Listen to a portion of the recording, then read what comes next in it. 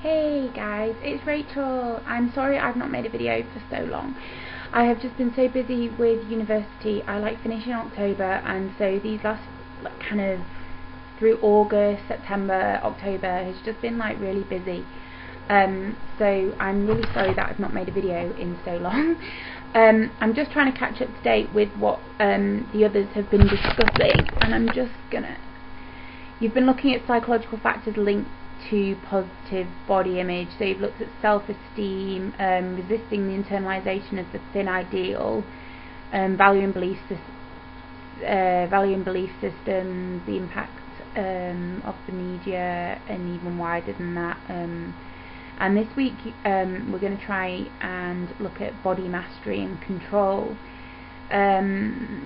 Within this, I think that Tracy suggested that we look at how to take control and how to master the dissatisfactions we can feel with our own bodies and towards ourselves, and try to recognise that actually using the eating disorder, dieting, whatever, isn't actually giving you any control. It's actually taking that control away from you, because I think quite often that people feel that by going on a diet, or by saying this is what I'm going to eat and this is all I'm going to eat and I'm going to have this kind of every day, that you're giving yourself control. And whilst it can feel very contained because of that, it actually isn't control. I think there's a bit of a false message out there when people say that eating disorders are connected to control, because in my opinion they're out of control. They are something that run rampant within us. They destroy not only us, but they destroy the people around us. So in that regard, you're actually not in control of any situation, though your eating disorder will maybe make you feel that you're in control of a situation. One of the suggestions is about using support groups and having discussion with others, while in the sense of building a positive body image and building self-esteem. And maybe today I can try and just come up with some examples of the things that have helped me feel better about myself, feel more connected to my body. One of the things that I think needs to be accepted quite early on in recovery is that you may feel a certain way, you might believe you look a certain way, you might process things a certain way, and what is quite often helpful, although it can also cause conflict, is talking to somebody outside of yourself. So for example, you are struggling with how you perceive a part of your body, you're struggling with how you may look in a certain clothing, you might struggle with accepting your overall appearance or how something looks on you. You can be incredibly highly critical of yourself. And what I would kind of ask you to do it's a very difficult thing to do, and I understand that our bodies are a very personal thing, but sometimes we need to hear what other people are saying to us, so that if another person is saying, well, actually you look beautiful in this, or I don't see that, you might be seeing that in the mirror, but I don't see that. And by having discussions concerning our insecurities, I think that in itself can build body self-esteem. Now, what can often happen with people in recovery is that a compliment can be given and it can be seen as something that means that they look well, that they've gained weight, that everything's okay. And I think that people do try and give us compliments when we're struggling and when we're trying to recover, to try and build us up a little bit.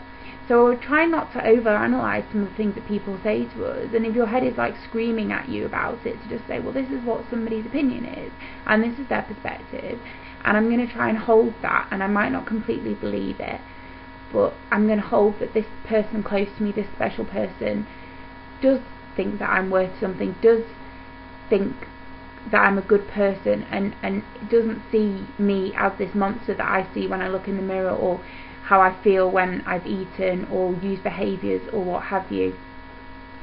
the barriers, therefore, to positive body image is really in rejecting what those who support you may be saying.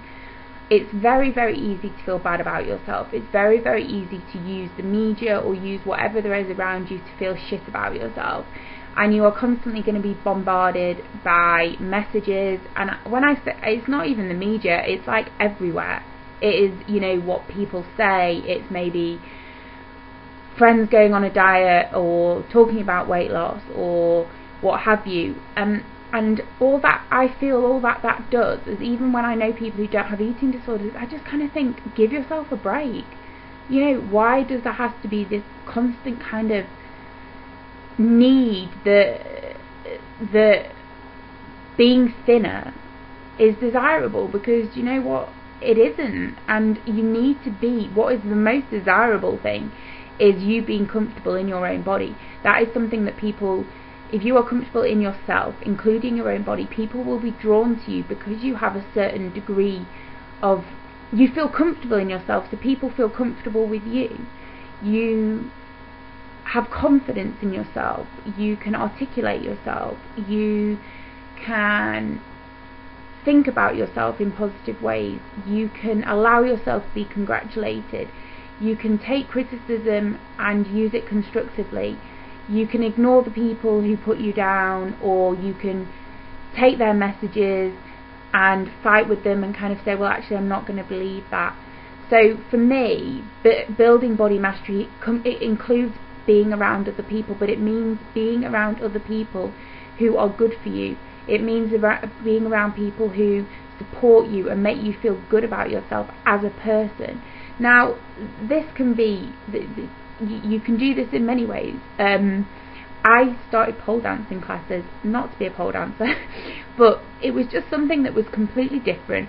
And I often think that learning a new skill, and especially something that maybe means using your body, you actually start to appreciate yourself. And you know, it kind of, I'll be honest with you, when I first went, it was like I had to wear tiny hot pants and like a vest, and it was kind of like, seriously, this is what I have to wear. And I kind of got used to it. I kind of got used to being like that. I stopped seeing my body as this just awful thing that I just could not connect to, and I started to actually connect to my body, and I felt my body changing, and I felt connected to myself because I was doing something that involved kind of moderate and what's suggested here, fun exercise. And I think that that is really, really important, that we are involved in things that are kind of tactile as well.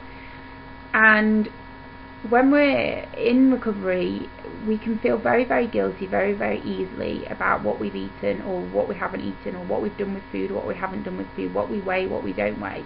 And it's very easy to internalise all of that and just use that as a means of beating ourselves up. And the more we beat ourselves up, the worse we feel about ourselves. And more often than not, in an eating disorder, that is then blamed on your body. It is all about my body. You know, you're dissatisfied in your life and it's your body's fault. You're dissatisfied with a mark and it's your body's fault. And it might not seem as conscious as that, but the more we internalise negativity about ourselves, the more negative we feel about our bodies. And that is a real barrier for us to cross over. And the more we give into those kind of pressures, the more we give into the intentions of the eating disorder, the worse we're going to actually feel about ourselves. And I know it is very hard to trust what other people say and to maybe trust what I'm saying here. But what I will say to you is that regardless of what you weigh now, if you do not feel good about yourself, using behaviours is not going to make you feel better about yourself. It might temporarily, but it won't in the long term. The only way to feel comfortable in yourself and therefore comfortable with your body is by engaging in recovery, is by moving yourself forward, by putting faith and trust in other people. And actually, if you can't believe it for yourself, to trust a person who loves you, your girlfriend, your boyfriend, whoever, and for them to say, well, actually, I believe that you deserve to be happy, and I know right now the thought of being a healthy weight or what have you, or eating normally, would seem impossible to make you feel good about yourself, because whenever you do eat or whatever you feel guilty, it does eventually happen. You know, I was in treatment, came out, looked in the mirror at home, burst into tears, couldn't even recognise myself because I'd been refed. And it's a very, very difficult transformation to make, and yet it is a necessary one, and one that will happen. I never in a million years thought I could love my body, and it's not like I walk around now going, oh, I love myself, I love my body, but I kind of do. But it isn't an arrogance, it's that I feel incredibly comfortable in my own skin, and I feel comfortable and confident about the person that I am, about the choices that I make, that the decisions I make, and that's all part of it. And that's about asserting yourself as well. It's about believing in yourself. It's about bringing the control to yourself and saying, I believe in myself. I believe that what this person is saying to me or doing to me isn't okay, and I actually am worth more. And we need to fight that negativity. I know somebody very well whose partner always puts her down, always calls her names, and she internalises that. And with her history of eating disorders, who gets the blame? She blames herself, she blames her body, and that just makes her engage in behaviours even more. Whereas if you remove the person who's putting you down all the time, it doesn't mean that magically everything's going to get better, but what it means is those triggers aren't going to be there in the same way.